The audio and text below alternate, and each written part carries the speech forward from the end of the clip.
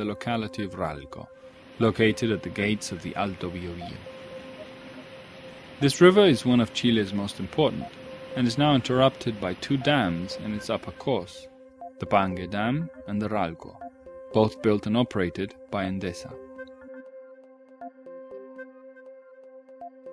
During the 5 years required to build this last dam, the town of Ralco received the impact of 2,000 workers summoned for the job. The indices of drug addiction, alcoholism, criminality and prostitution increased up to one of the country's highest, and revealed how society can be ravaged when its capacity to sustain a population collapses. I was very saddened when the mayor would tell me he had many single mothers, and that the municipality had to take care of these children left by the employees who were at work on these jobs. The company does not take responsibility in these cases. Neither the company nor even the government take responsibility. We therefore do not want this for our area. The Biobío experience was a profound learning experience in terms of what these gargantuan dams entail. The social impact, in the case of the Biobío, of the Ralco and Pangue constructions, was really, I would say, savage.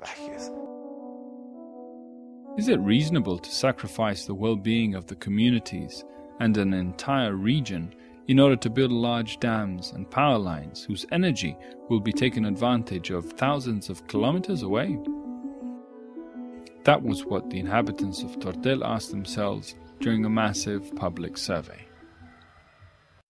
At the beginning of 2008, the inhabitants of Tortel, who were over 18, gave their opinion on the construction of the dams, and the result was eloquent.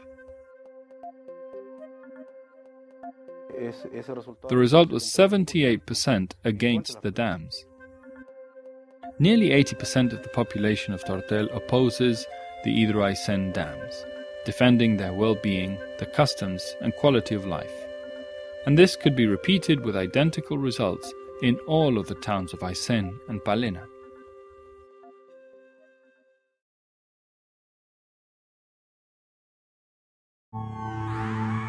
In addition to the social problems, one must add situations that cannot be controlled, byproducts of global warming.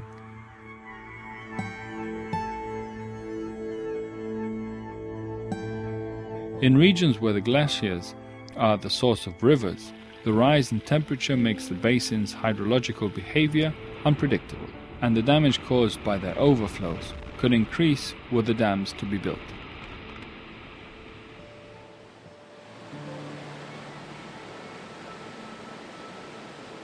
The Cachet II lake, of glacial origins, is the result of the growth of the Colonia glacier interrupting the lake's runoff.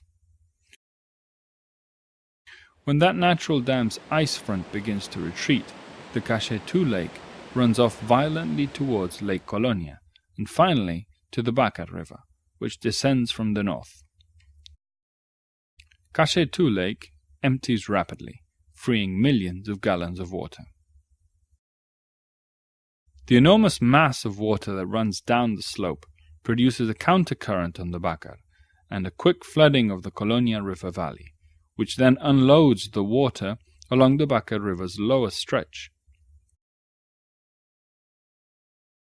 When the valley floods, people like Andino Arratia suffer the consequences.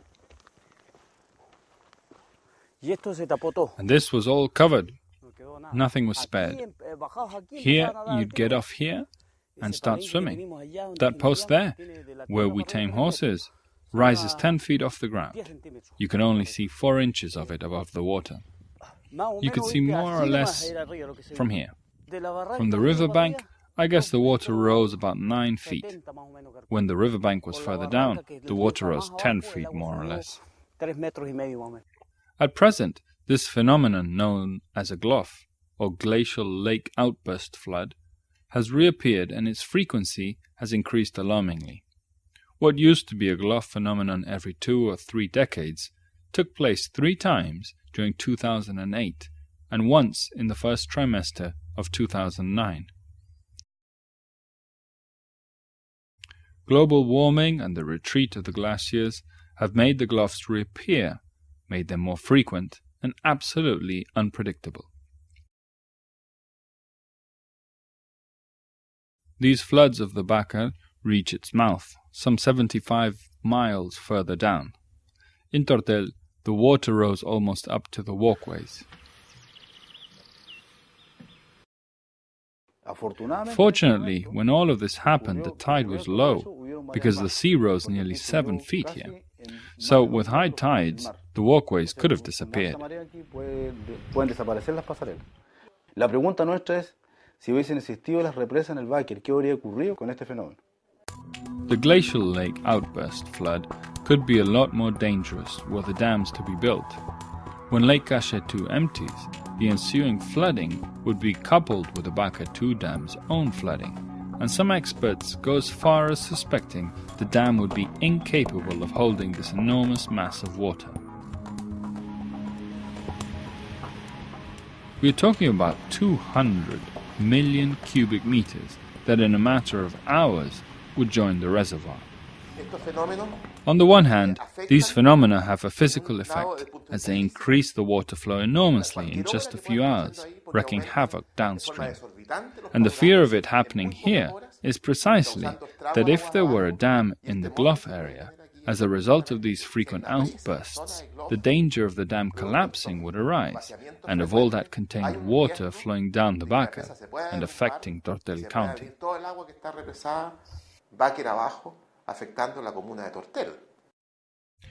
The environmental and social impact of Patagonia dams could be profound and irreversible.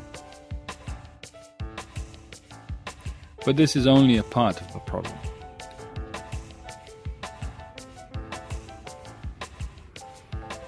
The energy would have to reach Santiago in order to enter the central interconnected system power grid, for which the world's longest power line would have to be built. The world's largest and most vulnerable line. It is an extremely vulnerable line, especially for environmental risks. The high-tension transmission lines would cross 11 protected areas and 3 areas of special tourist interest, destroying forests, fjords and landscapes in its wake, affecting over 15,000 properties in this way. Just the 100-meter strip alone, cleared of vegetation and running under the line, would mean an area of 57,000 acres rendered useless by the project. The power line would imply installing 6,075-yard towers, 3 times the height of those usually seen on the roadside. But these towers would definitely destroy Chile's landscape and image abroad, ruining Chilean Patagonia's tourist development. Each year, thousands of Chilean and foreign tourists undertake long trips down the Patagonian roads in order to discover the natural beauties of Palena and Aysén. Tourism has been growing in Patagonia since the last decade, as a result of local and national policies that seek to develop the region, integrating this activity into the devalued traditional offerings. Gradually, the citizens are coming to understand that Patagonia offers just what the tourists are looking for: